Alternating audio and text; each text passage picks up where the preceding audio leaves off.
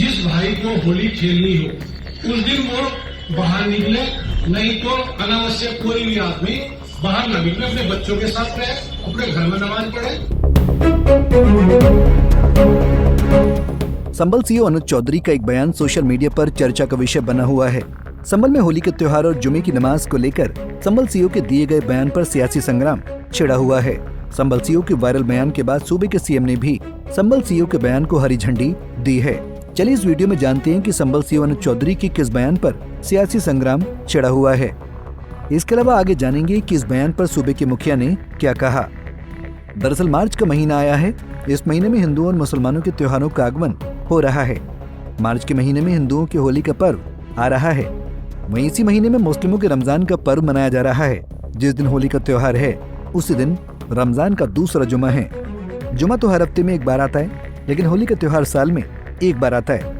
ऐसे में संभल में शांति स्थापित करने के लिए एक मीटिंग की गई। इस मीटिंग के बाद संभल सीओ अनुज चौधरी ने मीडिया से बात करते हुए कहा था कि जिस प्रकार से मुस्लिम ईद का इंतजार बेसब्री से करते हैं, उसी तरह हिंदू होली की प्रतीक्षा करते हैं। होली का त्योहार साल में एक बार आता है, जबकि जुमा साल में 52 बार आता है। यदि किसी को लगता है होली के रंग से उसका धर्म भ्रष्ट होता है, तो वो उस दिन घर से ना निकले।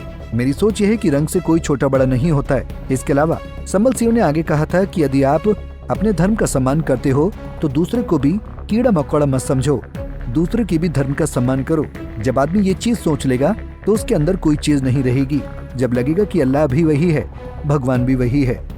तो मेरा स्पष्ट संदेश ये है, जिस भाई को होली खेलनी हो उस दिन वो बाहर निकले, और जिसमें कैपेसिटी और हिलने की, जिसका बड़ा मन हो वो बाहर निकले, नहीं तो अनावश्यक कोई भी आदमी बाहर ना निकले, अपने बच्चों के साथ रहे, अपने घर में नमाज पढ़े। फिर घर में भी तो पढ़ते हैं, कोरोना टाइम में घर में नहीं पढ़ी, सबने पढ़ी है। और जब मूर्ति में भगवान नहीं है तो घर में भी तो मूर्ति थोड़ा ही है, घर में भी तो नमाज पढ़ सकते हो। सब जगह भगवान और अल्लाह सब जगह है,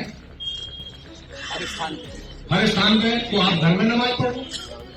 तो ये बिल्कुल भी प्रशासन इस स्थिति में नहीं है अब हम कोई भी चीज बर्दाश्त करें, किसी भी पक्ष की।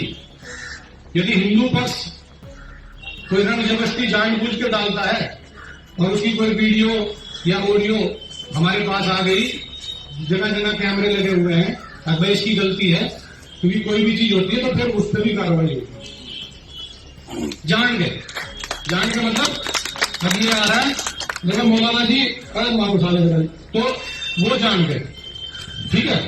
एक रंग एक जैसे जा रहा पूरा बराबर से निकल रहा, अब उड़ रहा है, उसके हल्का सा टिक्का लग गया, उसका लग गया, तो वो कहते हैं मेरे पर रंग डाल दिया।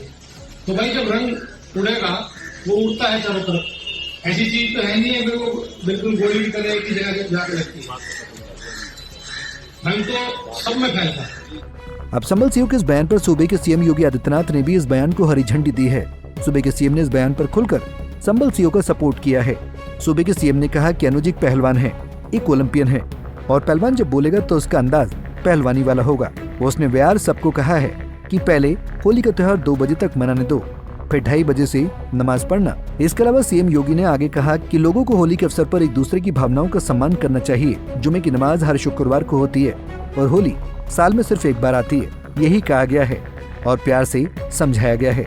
मैं धन्यवाद देना चाहूंगा उन लोगों का जिन्होंने पहले ही बयान जारी कर दिया कि भाई देखो पहले होली का आयोजन होने दो, 14 मार्च को होली है, 2 बजे तक होली खेलने दो, फिर आप 2:30 बजे के बाद नमाज पढ़ना।